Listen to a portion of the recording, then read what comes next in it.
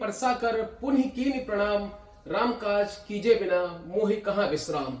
जब भगवान हनुमान जब इस बात को कहते हैं कि हे प्रभु, आपके काम को किए बिना मुझे तो विश्राम हो ही नहीं सकता, मैं विश्राम कर ही नहीं सकता, और जब तक आपके आदेश रहेंगे तब तक मैं उनका पालन करता रहूंगा। और जब त्रेता में और सुंदरकांड के समय भगवान बजरंगबली इस बात को कहते हैं तो आप यकीन मानिए भगवान राम की आंखें भर आती है। और एक बार फिर से आपको वही वैसा नजारा देखने को मिलेगा, क्योंकि उदयपुर के रहने वाले हैं महेश जी। पिछले 38 सालों से ये पेंटिंग बनाने का काम कर रहे हैं और जून के महीने में इनको एक स्वप्न आता है। खुद साक्षात भगवान बजरंगबली इनके स्वप्न में आते हैं और उनको बोलते हैं कि आप ऐसी पेंटिंग्स बनाइए जिसमें पूरी रामायण का वर्णन किया जा सके। उसके बाद लगभग 7 महीने की मेहनत के बाद ये पेंटिंग बनकर तैयार होती है। उदयपुर के रहने वाले हैं महेश, पिछले 38 सालों से पेंटिंग का काम करते हैं और आप देखिए कितनी बारीकी से, कितने करीने के साथ इस पूरी पेंटिंग को बनाया गया है। और इस पूरी पेंटिंग में लगभग 108 पेंटिंग्स अभी तक बनाई गई थी जिसमें पूरी रामायण को दर्शाया गया। और उसके बाद जब राम मंदिर का रास्ता साफ हो गया उसके बाद इन्होंने इसमें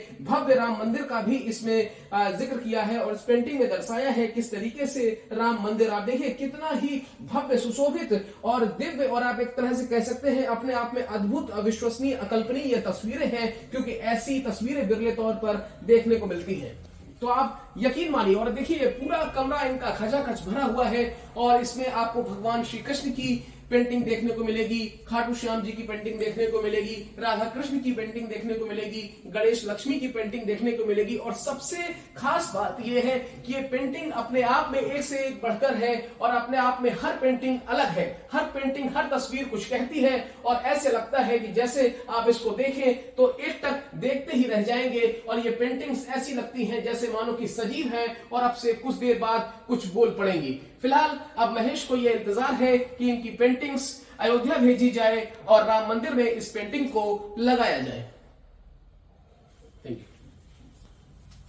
इनसे पूछ लेते हैं। पेंटिंग का जिक्र आता है तो उन हाथों का भी जिक्र आता है जिस पर साक्षात भगवान विश्वकर्मा का आशीर्वाद है। इन हाथों को अगर हम बात करें, इन्हीं हाथों से ये सुंदर सुंदर कलाकृतियां बनकर उभरी हैं। मेरे साथ महेश जी हैं, बातचीत करते हैं, थोड़ा सा आगे आ जाइए सर। सबसे पहले तो आप बधाई के पात्र हैं जो आपने इतनी सुंदर कलाकृतियां बनाई है। ये प्रेरणा कहां से मिली और कैसे आपने इसकी शुरुआत की और कितने साल पहले शुरुआत की?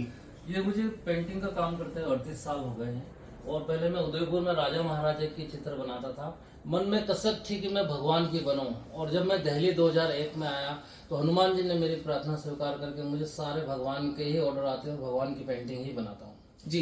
एक जिक्र आप मेरे साथ कर रहे थे कि आपको एक स्वप्न आया, आखिरकार वो स्वप्न क्या था? ये स्वप्न जून महीने में आया। हनुमान जी मेरे इष्ट है तो उन्होंने कहा कि हम मेरे प्रभु की क्यों नहीं बनाता, मतलब हंस रहे और मुझे बोल रहे हैं। तो उन्हें मेरी आंख खुल गई, सुबह का सपना था। तो उसी टाइम से मैंने स्केच पेंसिल ली, स्केच की और ये इस पेंटिंग का रचना हनुमान जी ने करी। चलिए, अब तो बात तो हनुमान जी ने कराई, हनुमान जी के आशीर्वाद से हुई, लेकिन अब इस जिक्र इस पेंटिंग का होना चाहिए। तो थोड़ा सा मुझे इस पेंटिंग की बारीकियां बताएं, इसकी खूबियां बताएं। ये पेंटिंग 108 पेंटिंग है जो वर्ल्ड का पहला पीस है। आज तक 108 पेंटिंग में पूरी रामायण जी नहीं बनी है।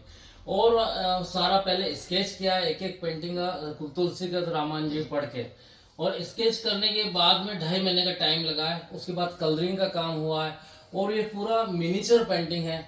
ये सारा गोल्ड लगा हुआ है, जो गोल्ड के बारीक वर्क होते हैं वो लगा हुआ है। तो 108 पेंटिंग में मैंने पूरी रामायण जी बनी है। और साथ साथ फिर मैंने ये अभी के जो राम मंदिर का उद्घाटन होने वाला है वो राम मंदिर मैंने बनाया है। और राम मंदिर के पीछे एक सूर्य बनाया है, सूरज की रोशनी पूरे वर्ल्ड में फैलेगी, सनातन धर्म की ध्वजा फहराएगी, ये सोच के मैंने ये 109वीं पेंटिंग में। तो आप देख सकते हैं ये अपने आप में अद्भुत है, अविश्वसनीय है, अकल्पनीय है। थोड़ा सा मुझे एक बात बताइए, इसमें कौन कौन से कलर का इस्तेमाल किया गया है? या प्राकृतिक कलर है या किस तरीके से इसमें कौन सी चीजों का इस्तेमाल किया गया? ये प्राकृतिक कलर है, गाय का गोबर है, सनातन धर्म में पवित्र मानते हैं। तो वो गाय का गोबर मिला के और कलर बनाया है, उससे मैंने पेंटिंग का काम किया है। कितने महीने लगे इस पेंटिंग को बनाने में? लगभग 7 महीने लगे हैं जी। 2-3 दिन पहले ही अभी फाइनल हुई है जी। और मेरी ये इच्छा है कि मैं मोदी जी को दूं और मोदी जी के माध्यम से राम मंदिर में लगे जी, ये मेरी इच्छा है। भारत एक्सप्रेस के माध्यम से कोई अपील करना चाहेंगे मोदी जी से, योगी जी से? मैं मोदी जी और योगी जी से कहना चाहता हूं कि मेरे दिल से मेरी पूरी जिंदगी भर के ये प्रेरणा है और जिंदगी भर की पूंजी है। मैं चाहता हूं कि मैं ये राम मंदिर में लगे और मेरा जीवन धन्य हो जाए।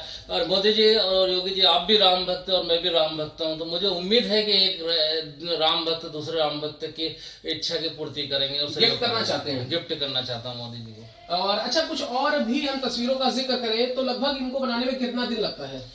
ये पेंटिंग के ऊपर है, जैसे जो साइज की पेंटिंग होगी, जैसी पेंटिंग होगी उसके हिसाब से होता है जी। कुछ और कुछ डेडिकेट करना चाहे, कुछ बताना चाहे, कोई अनुभव, कोई किस्सा जो आपसे जुड़ा हुआ हो?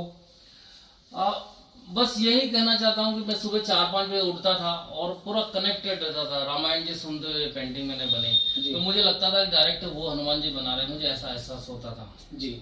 तो कलयुग में आपने भगवान श्री राम के भक्त यानी भगवान बजरंगबली का जिक्र जरूर सुना होगा। कहते हैं साक्षात कलयुग में अगर कोई देवता है तो वो भगवान हनुमान है, और ऐसे ही भगवान हनुमान और विश्वकर्मा का आशीर्वाद प्राप्त है उदयपुर के रहने वाले महेश को, जिन्होंने लगभग 38 सालों की ये उनकी मेहनत है जो आज चरितार्थ हो रही है। और मेरे पीछे ये जो पेंटिंग है उसमें आप देख सकते हैं 108 तस्वीरों के माध्यम से पूरी रामायण को दर्शाया गया है।